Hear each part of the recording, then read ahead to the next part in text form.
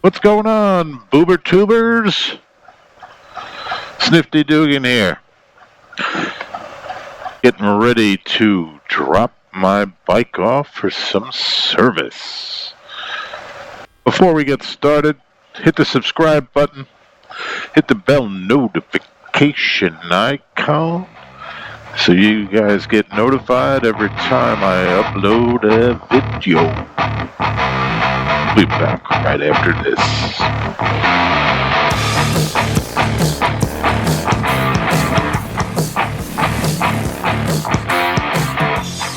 So I'm bringing my bike in for a little bit of service. It's 40,000 miles on it. It needs 3-hole oil change, some spark plugs, get the brake fluid switched out, and I think they lube up a bunch of stuff and tighten some critical fasteners.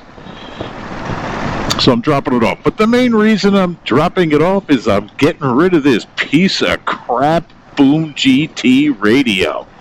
I hate it. I can't stand it. It doesn't even have a QWERTY keyboard. I'm wondering what dumbass decided to give a straight alphabetical keyboard on this thing. It really ticks me off at this point, and it's slower than a wet turd sliding down a dry rock. Right? You have to wait like 5 minutes for this thing to boot up, and at this point it's a hassle. I think even the GPS antenna is not working all that great. We're going down Myrtle Beach last year, and this thing had me riding in, I guess, like a swamp on the side of the road. At this point, it really, really ticks me off every time I use it. It's just, it's too slow. It's a pain in the neck to put in any kind of information. What really infuriates me is when these corporations, the guys at the top, don't understand how important it is to spend an extra $5 or $10 on a faster chipset for the computers in these things. They think that they can just cheap out and save money, and it really it's so short-sighted it's not even funny. So they fixed it in the Boom GTS much faster. They heard everybody screaming, and quite honestly, they probably still didn't learn a lesson at Harley. I think Indian taught them a lesson, because the Indian radio was 1,000 times better than this thing. And the glare on this thing is ridiculous. So if the sun is directly behind your back, you can't see anything. It is blinding. So they're supposed to have fixed the reflection of these things on the new radio as well. So we're going to see. Going to drop it off at the dealer. They're going to work their magic. And hopefully I get this new radio up and running. Okay, pulling into Shoreline Harley Davidson. Oh, wait, this is Kmart. No, it's just the same parking lot. Kmart's been out of business a while now. There's Shoreline. Gonna bring it back to the service department, get my new radio in. I'm pretty excited about this one. I used my credit card points, so good to have the Harley Davidson Visa card. If you spend a lot of money there, you get some decent amount of points. All right. Let's see what they can do. 5 years later. Okay, we're at the service department, Shoreline Harley Davidson. I'm picking up my bike. There she is. We got a new radio put in there.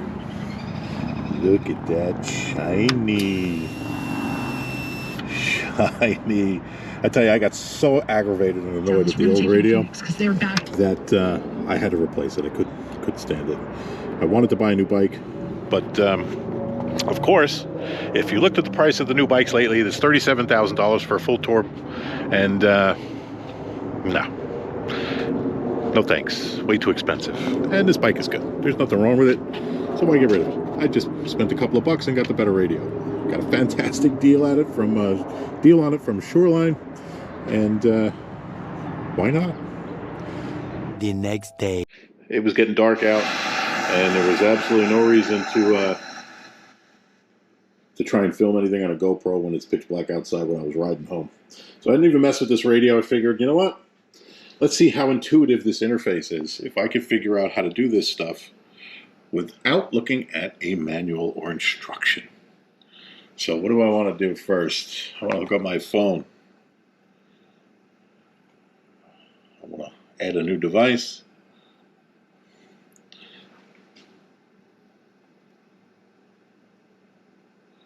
I'm looking on my phone.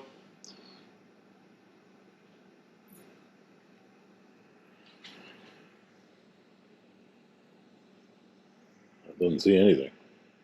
Oh, it does. Yeah, twice found. Okay.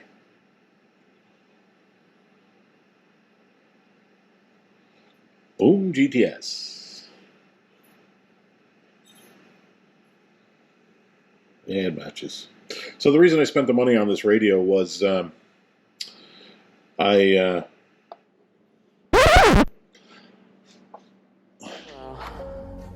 B.